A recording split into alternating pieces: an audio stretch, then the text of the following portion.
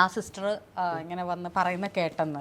അപ്പൊ ഒരുപാട് ആഗ്രഹിച്ച് ആർമിയിലേക്ക് പോയി ജോയിൻ ചെയ്ത് ആ നിമിഷം ഇനി ഒന്നും ഇല്ല എന്ന് അറിയുന്ന ഒരു നിമിഷം ശരിക്കും ഞാൻ ഷോക്കായി പോയി.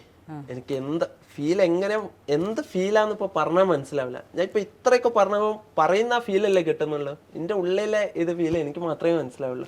അതിപ്പോ ഞാൻ പറഞ്ഞു തരാൻ എക്സ്പ്രസ് ചെയ്യാൻ എനിക്ക് പറ്റൂല. അന്ന് ശരിക്കും ഞാൻ ഷോക്കായി പോയി. അത് കേൾക്കുന്നപ്പോ എന്റെ അച്ഛന്റെ അവസ്ഥയും ആലോചിച്ച് നോക്കി.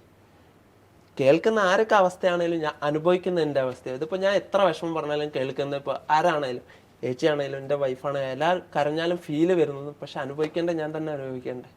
അങ്ങനത്തെ അവസ്ഥയായിരുന്നു എൻ്റെ അത്.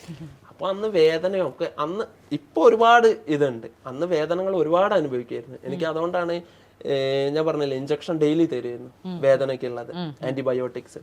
ഇപ്പോഴാണ് ഒരുപാട് ബെറ്റർ ആയത്. അപ്പൊ അന്നൊന്ന് തീരെ എനിക്ക് അത് ആലോചിക്കാനേ പറ്റൂല ഇപ്പോഴും. അങ്ങനത്തെ നിമിഷം എന്ന് പറഞ്ഞാൽ ഇപ്പൊ 3.5 വർഷമായി ഇത്രയും കഴിഞ്ഞില്ലേ. എത്രയോ ബെറ്റർ. കാരണം ആ നിമിഷത്തിലൂടെ ഞാൻ കടന്നു പോയത് അത്രയ്ക്ക് അനുഭവിച്ചിട്ടുണ്ടായിരുന്നു ആ വേദനയും കാര്യങ്ങളും. എന്നെ അങ്ങനെ അവിടുന്ന് ട്രെയിനില് പൂനെയിലേക്ക് ട്രാൻസ്ഫർ ചെയ്ത്. എന്റെ കൂടെ ഒരാളെ കൊണ്ടുപോകാൻ പറ്റൂലായിരുന്നു. അപ്പൊ എന്നെ 2 വന്ന് അന്ന് എന്നെ അവിടെ റെയിൽവേ സ്റ്റേഷനിൽ കൊണ്ടുപോയി. ഒരുപാട് ബുദ്ധിമുട്ടാണ്. വീൽ ചെയറിലാണ് റെയിൽവേ സ്റ്റേഷന്റെ ഉള്ളിലേക്ക് കയറാനും ഒക്കെ ബുദ്ധിമുട്ടല്ലേ. അപ്പൊ അങ്ങനെ അവിടെ പോയി പൂനെയിൽ ഞാൻ മാർച്ചിൽ 1 മാസത്തിന് ശേഷം അവിടെ റിപ്പോർട്ട് ചെയ്ത്.